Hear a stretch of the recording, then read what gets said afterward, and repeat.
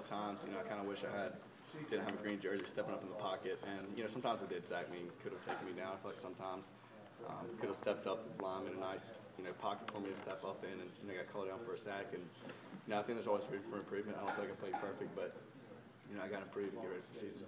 In totality, considering the spring, did you go pretty well for you, do you think? Or I felt like it did. I feel like I've really improved since the start of camp. And like I said from the beginning, being behind Bo, you don't get as many of the first-team reps. You don't go against first-team defense. In the spring, we've had a chance to do that. And gradually, I feel like I've improved with my decision-making since the first week of spring. Coach Freeze said that coming out of this, he kind of feels like you have a slight lead. When you hear that, does it give you confidence going into the fall?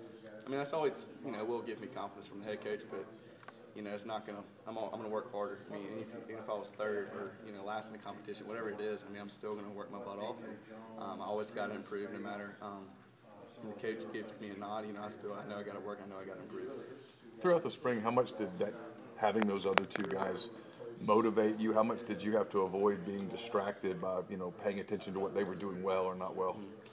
Well, I think when you have other guys, and you really got to make the most out of your reps. I mean, you're not going every single time, and two guys are switching in and out. Three guys, you really, when you get your chance to lead a drive, you got to make the most of it. And I feel like I've played better each scrimmage and done well the past two scrimmages. But when you have these other guys, it's always a motivating factor. At the same time, you got to make the most of your reps. Going into the offseason, I mean, it's always usually the quarterback that gets together the 7-on-7s and that kind of thing. How do you guys do that when there's three of you? It's a little different, but at the same time we get along together. We knew when we came in, look, we're gonna have to get along. It can't just be one guy by himself, and I think we've done a great job of that. Coach Warner said we have, and we talked about that after the spring. We've really gotten along together, and there's a lot of voices, like you said, trying to get 7-on-7 together and work with receivers. But I mean, the biggest thing, we just got to really be one voice, right now, because we're all on the same team. So, I think we've done a good job of that, and we'll keep doing that. You mentioned some inconsistencies that he was displeased with the wideouts this spring. Did one guy impress you more than anybody else? Kind of jump out to you? I mean, a lot of those guys, they have a lot of talent. I think the biggest guy who stepped up is probably DJ.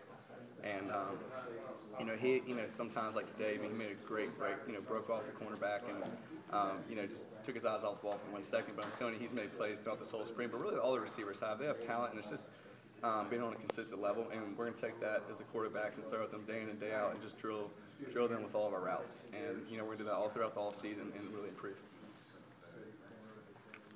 Thanks, Ryan.